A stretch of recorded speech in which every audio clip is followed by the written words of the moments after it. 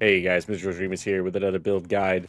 Today we're going to be looking at the critical point breakthrough lava citadel using ultimate Gley to get all of our clears, to get all of the one-time rewards with as little effort and as safely as possible, just to get you those clears, to get you those juicy rewards. If you learned anything or find anything useful or have any comments, feel free to drop them below. Like the video, just consider subscribing to the channel to help support that channel growth.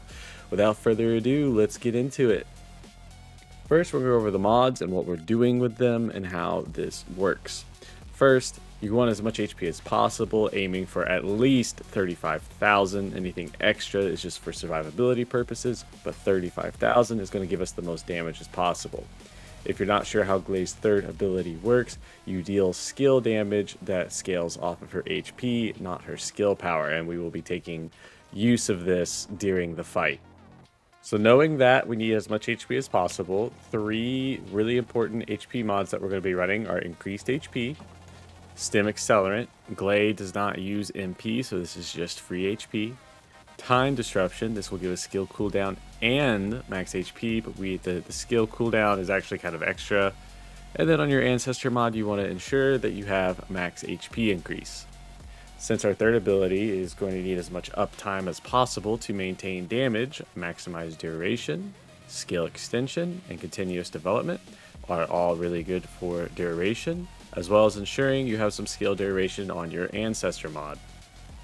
And finally, for damage and some HP recovery modifier, we have weak point analyst. This pairs with our trigger mod, Kuiper Hollow Points. How this works is when you miss weak points, you gain a stack that does decrease your max HP, but you get increased weak point damage to make up for it. So this kind of recovers damage when you miss. This will also give you more weak point damage and gives you some HP recovery modifier, which works well because Kuiper Hollow Point, when you recover, like when you hit weak points after gaining stacks, it heals you a little bit. So these two have synergy together. Finally, you have shot focus for firearm attack. This mod is actually a freebie. I run this, but you can actually swap this out for the new bio expansion mod for more HP, or holding the line, which has more defense and more duration. Either of those is a good swap for this one. I also run heat release. This is to prevent burn more so than the fire resistance. You can drop this and run something like overwhelming HP for some more health. It'll also convert this max shield into HP. It helps push you beyond the 35,000 HP mark. A demonstration of what I'm talking about with the HP is with the setup that I have shown you. I have 38,543 max HP. You can see it to the right of my HP bar. If you need more HP and you do the bio expansion overwhelming HP setup, I now have 42,745 max HP. Just remember that anything over 35,000 does not give you more damage. In practice, this is what's going to look like. You're going to have your 1 activated for the white hair, and then you're just going to lay into his weak points with your 3 as long as possible. You just sit here and fire, staying mobile until your duration is depleted on your third ability. Beautiful. Our weapon of choice is going to be the eraser. You can use some other weapons, and there are some like high-end strategies with using Blue Beetle and Frostwatcher. For your generic clears, this is the weapon that I'm going to recommend that you take. You only have to build one weapon to achieve it. It gets you through everything. It's consistent, it's simple, it's just point and shoot. This weapon has a very high base weak point damage. We are going to build into multi-hit just a little bit. And for its unique ability, if you don't know how this works, you just keep shooting an enemy to add stacks of analyze, which turns into degrade, which turns into degrading enzymes on the hit location. It does a big AoE poof, which is important. It also reduces toxic weapon resistance, which this being a toxic weapon is really good. Looking at some mods, some basic stuff that we're going to be running. For firearm attack, we have rifling reinforcement, action reaction. For weak point damage, we have hive aiming and weak point sight. For critical hit, we're going to be running better concentration, better insight, and concentration priority. For fire rate, we have fire rate up and sharp precision shot. I want to point out this is particularly strong on Gley. And then toxic enhancement for just a little bit more toxic attack. Looking at the cores for the weapon, for your freebie slot, you want fire rate up because the name of the game on Gley is fire rate. It is a toxic weapon, so for your blue cores, you want as much toxic attack as possible. For your green core, you want another fire rate mod. And then for your yellow core, you want hip fire accuracy. You do have a little bit of freedom here to put what you want, but I highly recommend you do not put recoil here. Kuiper hollow point rounds, the less recoil you have, the fewer stacks you gain. So the more recoil you have, the more stacks you gain. You want more recoil so you get more refunds on your shots that miss and weak point damage. And finally, for weapon readjustment, I played with this a little bit, trying to find the best setup. I went with toxic attack, multi-hit chance. Even though it's not a multi-hit weapon, we need some multi-hit chance, and I'll explain why. Additional attack versus a Colossus, and firearm attack. Now for our reactor and components, the type of reactor does not matter whatsoever. I'm using a toxic one just to prove a point. Skill cooldown and skill duration here is really nice, but I also want to clarify you can actually drop the skill cooldown if you want for HP recovery modifier. That is not necessary, but it is an option to you now. For your component set, you want a 2-piece firebrand and a 2-piece shell crusher. Some differences from what I'm running is MP does absolutely nothing for Gley, so you can swap these out for some other options, including fire resistance. The important highlights are max HP, and if you are going to be running the overwhelming HP mod, you do want the max shield on here. The 2-piece firebrand will give you skill range and duration. We care about the duration. And the shell crusher 2-piece will give you fire rate up. An honorable mention over firebrand is you can run a 2-piece ballistic if you would like for an extra 5% weak point damage. I was having way more success with the extra duration though personally, but I do know this is a popular choice even for the Colossus fights. For the arcade tuning, I actually went for the enhanced double strike for the multi-hit chance modifier. You don't have to go for this if you don't want to. You can work your way up to enhanced weapon attack. I also grabbed the extra HP. If you don't need the extra HP, you can drop this for something else. I do build up to the Colossus attack. This is important because of the Colossus attack that we have on our reconfigurations. And I built over to the right to grab defense neutralization. This will help us out during the first phase of the fight while he has shields. It reduces resistances and his defense. Very, very helpful, especially in group play. But keep in mind, only one player needs to be running this, not a whole team. So keep that in mind when you're building teams together. And then I grabbed these little duration upgrades for extra duration. Now, inversion reinforcement, we will finally see why we want multi-hit.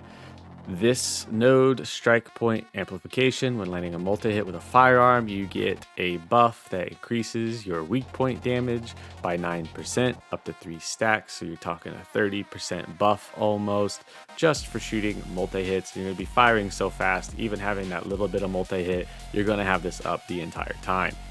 Next, I run selective cellular stimulation for the HP recovery every so often, and you will see why when we go over our choices for the critical point breakthrough. And then deployed hard shell. When you get hit, you get stacks that reduce your damage.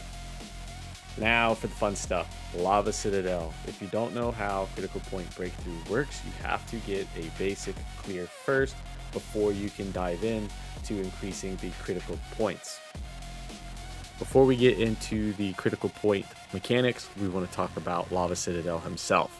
So first, the probably most important thing to tell you about is your arena will get smaller the longer you go on. He destroys the platforms. This can get punishing towards the end of the fight, but not such a big deal early on.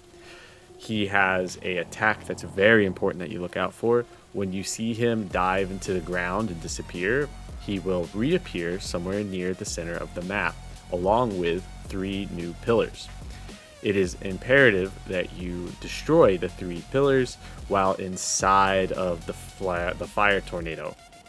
If you do it outside, you will get a firearm debuff, so you'll be doing less damage. If you fail to destroy the pillars, you will get a fire rate and firearm damage debuff. So making sure you kill them is very, very important. That being said, with the eraser, you don't actually have to shoot the pillars. You just have to shoot lava citadel somewhere near the pillars. So if there's a pillar by his right backside, just shoot his right backside and the AoE explosion will destroy that pillar. You will have to move to all 3 pillars to find an area acceptable for that. But this is a really good time to aim for weak points. But if he is in reflux mode, make sure you don't destroy any weak points in this phase. It will not reduce his reflux gauge if you destroy a weak point while he is in this attack phase. I cannot stress that enough. You have to wait till he is either stunned out of it or finishes. If he finishes, you will also receive a lot of damage that can be hard to recover from later in the critical point breakthrough. The next attack I would look out for is if you see him kind of almost retreat back into his shell, like he's tightening up. He is summoning lava waves that will come at you from behind. Early rounds, you can tank this pretty easily. It gets more aggressive as time goes on as far as damage goes. So you could just jump over this. It actually becomes really easy later in the critical point based off the setup we're going to use to avoid this. Just watch your back when you see him tighten up like that. And then finally, the last really big scary attack that he does is you will see a AoE damage ring on the ground. It starts off in front of him and then it expands to the middle of the map and then it expands to the outer ring of the map. It's like these giant lava geysers will pop up out of the ground, do a lot of damage to you. Early on in the critical point, he will do 1, 2, 3, getting further out, really easy to deal with. The reflux version of this is he will do the inner ring, then the middle ring, and then he'll do the inner ring and the outer ring at the same time. You can avoid these by going way over them or just going into the center ring after the first hit and then back to the middle ring after that. Now for the critical point breakthrough itself, if you come to this page and go to your settings 4, how this mechanic works is after your first clear, you unlock this new void accumulation. This will give him more HP and shields the deeper you go. So after every clear, you will have to increase your critical point to unlock the next one. It increases by 5 every time. Each one of these abilities has a little number attached to them, signifying how much critical point this adds. You will do this all the way down till number 6. Keep in mind, to gain the one-time rewards, you do not actually have to clear after activating level 6. You only have to clear the first 5 to gain the rewards. Just getting to the difficulty gives you the one-time reward. So what settings do you want to use? These are my personal recommendations for Gley in critical point breakthrough. You can coordinate with your team to do whatever you would like to achieve this. So first, on level 1, I went with reduce the death count, so you should never die and avoid Abyss boss anyway with this setup, but this is an easy 1 point to add. This will lower your resistances. I also take that. And then finally, I went with shield fracture. This lowers your max shield. Keep in mind, this will lower your HP. If you're having issues with that, you could run defense instead. But these 5 right here is what I'd use for level 1. For level 2, I would personally use this. Enhances the Colossi. I'm assuming that is for the wave skill. This is the ability that lets him do the 2 attacks forward and back. If I'm wrong on that, comment down below and let me know. The description is horrible, but that is my belief of what this is. Next, I would turn on the increase the Colossi fire attack. This will give us the 5 points that we need to move on to level 3 after you get a clear. For level 3, this is going to sound silly, but I will demonstrate why this is fine. We will use Colossus Domain. This is movement speed reduction when you're too far away from the boss. And then we're going to use Gravity Modifier. This reduces your gravity by 80%, which is actually a buff, believe it or not, in this fight. And then back to the second row, I would increase the number of enemies that spawn. This is just a demonstration of what that gravity and movement speed setup will look like. You will move incredibly slow, but with the movement speed and the gravity down, if you jump, you basically fly like Serena. And if you combine this with your grapple, you will soar, and you can sit here and fire away and have a good time, and you can just stay in the air the entire time. Just be careful. If you go too high for too long, you will be respawned somewhere in the middle of the map, just like if you fell off the map.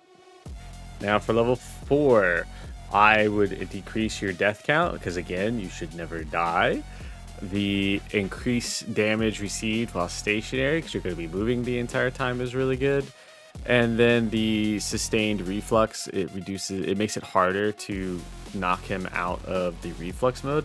As far as I can tell, this only affects like the damage itself. Destroying the weak points seems to take the same amount off, which is one to both sides, the front cover, the front weak point, and then one of his little buttons is what you need to knock him out of it at this point.